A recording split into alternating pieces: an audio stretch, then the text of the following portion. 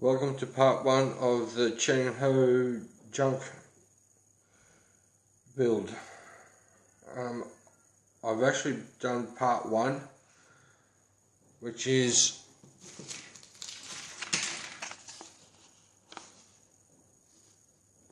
glue all the decks together. I haven't done the boat yet. I would have thought that gluing three parts together would have been easy, but it was a lot of fun to line them up, and I had gaps and I had to sand, and in the end it turned out really well. I didn't lose any of the deck detail, so I'm quite happy with that. A little bit of paint there, but I think it's okay. I really had to sand a lot of the corners.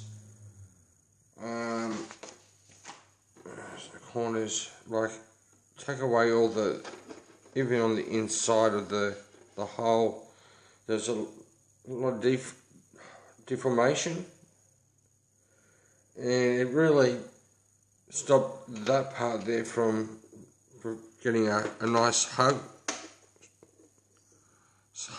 really snug fit. But now it seems to be alright. I thought I was going to have troubles with that all lining. Can you know? Here we go. Look at the screen. I thought I was going to have a problem with lining all that up, but no, everything seems to have gotten together correctly. My next part here now is gluing this whole section together. Now the little boat at the back, need a bigger camera, need a bigger tripod, fits in underneath there, and I got access to that part there quite easily, and it's just a matter of popping it in there and gluing in, so I've got no problems with the little lifeboat and doing it first. Now the other thing I want to talk about is I've been doing this behind the scenes for about a week, if not 2 weeks.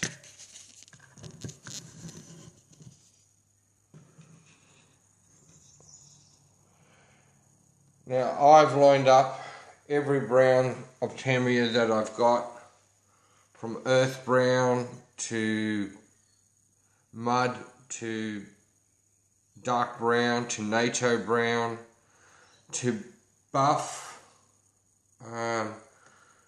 Found out there's two types of deck tan. There's wood deck tan and there's just normal deck tan. Tried them both out. I sort of do prefer the wood tan deck tan better. It's a lot deeper in colour.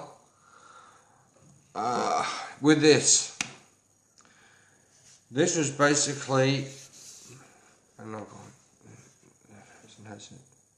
I just wonder. Chemical reaction, I don't know yet. I got little white spots and I just hit it with clear, and I'm just wondering, am I having a chemical reaction? We'll see it anyway. But all the colours have been painted on black primer. Once I did that, I gave that a clear coat, lock it in, and then what I did, I actually made a oil base wash, black wash, and I drowned it.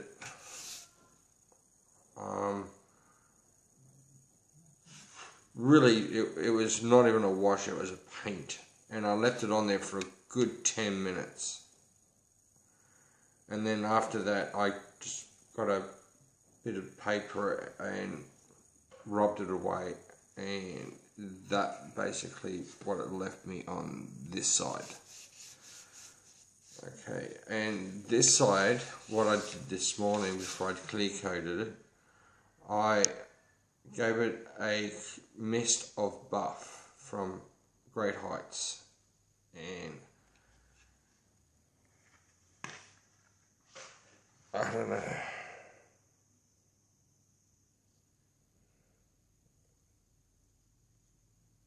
It depends on which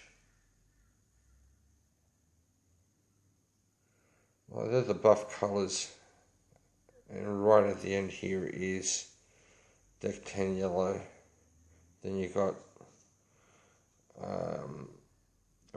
Deck 10, normal Deck 10, and then you got buff, and that there is a bit of earth brown with a bit of buff, slightly hazed over the top. You can probably see it better on this side. And then what I did was I got some, once that was all dried, I gave it another clear coat, and then I got some oil base aqua yellow, aqua yellow, and really it was more of a highlighting thing. It was a very dry brush, and I did the one side only, which is, I can't remember now, I think it's that side. That would be on that side. That's where I did all my finishes. And it sort of brought a bit more yellow into the timber. And as I said, I hit that with a buff this morning. I don't know which way I'm going to go yet, whether I'm going to try something new. But what I've realised is that I can safely put the ship together plastic-wise and not worry about taping things off. I've sort of realised that with timber, the large areas, and there's going to be shading, so if I run colours into another, it's not going to matter as much, because I've realised with the oil staining, it blends everything together.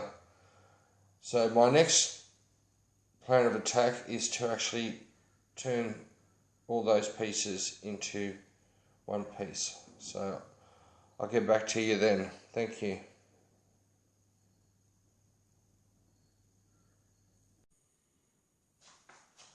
Okay, after a couple of days of working on the hull, everything really turned out as good as I expected it to turn out. There were no fitting issues.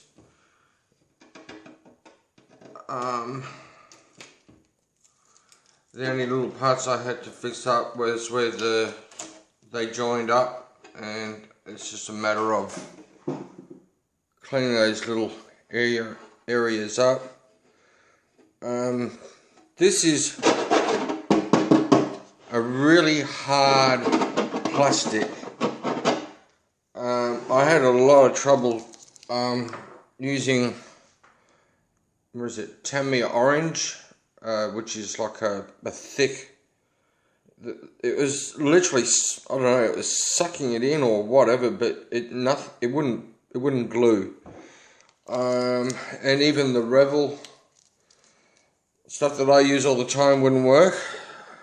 In the end, I actually extra thin paintbrush and literally painted it on. I mean, literally, wherever there was a joint, I painted it on, and I can't begin to tell you how much of extra thin is actually holding this together. But it worked out really well because it doesn't leave a residue. Everything really turned out really well. Oh, still got a little bit there to remove. Now with this, the only thing that's left on part one is the little boat. And the little boat I'm going to put together another day. Like I said, it actually goes on a bracket. If you can see that slide in there, yep, right. It actually goes onto a bracket there and hangs down like a life raft. Really happy. Everything fitted nicely.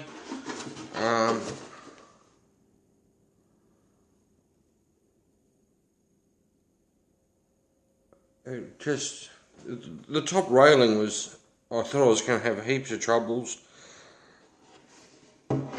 Really, what can I say? There's locating pins in that part there. On the top there was one there, and one there, and literally, and with the front piece added, it just fell into place. And I will call that it for this video. I'm working on a board for this to sit on. I don't want it sitting on a stand. I actually want to give the ocean effect a go. I'm wanting to have, and I've looked it up on the internet, and I've found soldiers 1:72 scale, Cheng dynasty figures, and also Korean fighters, which, if you remove their swords and stuff, they look like they're holding onto ropes, and they look like sailors because they're wearing white pajamas. They're supposed to be peasants, but as I've got no reference, I've looked up information about this ship, and it's really, stories go that it's the time of Marco Polo, and some of the references to this ship are from Marco Polo himself and other Chinese poets and writers. And like everything in history was written 200 years after the fact. So everything is really vague about this ship. Even the size. The guy that actually wrote about the size of this ship is some Chinese storyteller that wrote about this ship about 200 years later. And he was known to romance the thought of large ocean-going ships. Now, whether he added an extra 100 meters onto these ships or whether it was just a little bit bigger, I don't know. But, I mean, this is supposed to be 120 meters long, which is like 2.5 Olympic swimming pools long, and an Olympic swimming pool wide, which is 50 meters. I mean, that is enormous for what, the 4th century? Yeah. So it's fictional, non-fictional, I don't know. But I'm having a lot of fun building it, and because there's not that much information about it, I've literally looked at hundreds of photos of junks, and they were colourful. I mean, they were really colourful. I mean, like for instance, this one here would have had green along there, green along there. That part there would have been red, right? That's where the dragon goes, so that would have been like a copper or a bronze plated metal there, timber, which would have had the dragon on it. That powder there is just from sanding. Oh, yeah, better look at it first, hey? Yeah, that part there, that's where the dragon goes, and like I said, it was almost like a bronze coloured plating before the dragon was put on there. The sails which go on this ship, I've done the maths, and they're as big as like a 4 or 5 mast. Well, I'd say the Constitution. Imagine all of its sails, alright, in height, in one sail. And that was basically it. And you had 1, 2, 3, 4, 5, 6, 7, 8 masts. I thought I had 9. 1, 2, 3, 4, 5, 6, 7, 8. Okay, there's 8. So, absolutely massive. Anyway, I'm going to make a template for the bottom of the ship. I'm going to work out what the, there goes the tape. work out what the water level was, and if I look at my photos, there goes that word, basically. At least I haven't said interesting 20 times this time around. You're looking at a water line of about there. Right about that part there. And I'll do some more research on that. But it doesn't really matter because there's no whole red and there's a line and there's grey. It's literally all timber. There's no water line. There's no nothing. So I physically can't get it wrong. It's only aesthetics that will sort of make it the way it is. Now the other thing I was thinking with my sea waves and whatever, do I have it slightly pitching or do I have it flat? I'm looking at the sheer size of the thing on the ocean.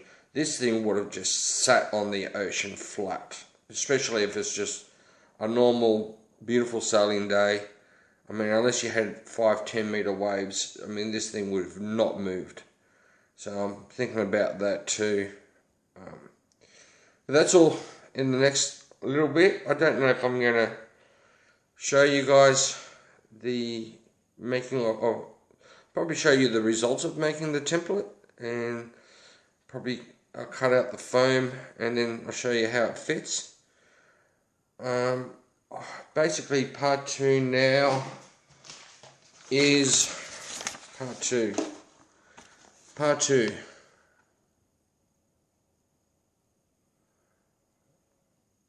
Okay, making the winches, and you got part 3 there. There's a few of these. In part 4, which is the cargo access hole doors, houses, whatever you want to call, and some sort of step for step 5. So we'll be working on those next. I'm sort of eager to get onto these bigger pieces, but patience. Like I said, I'll leave you now, and I'll see you in a few days, a week, see how home life goes. See you later, and that's the end of part 1.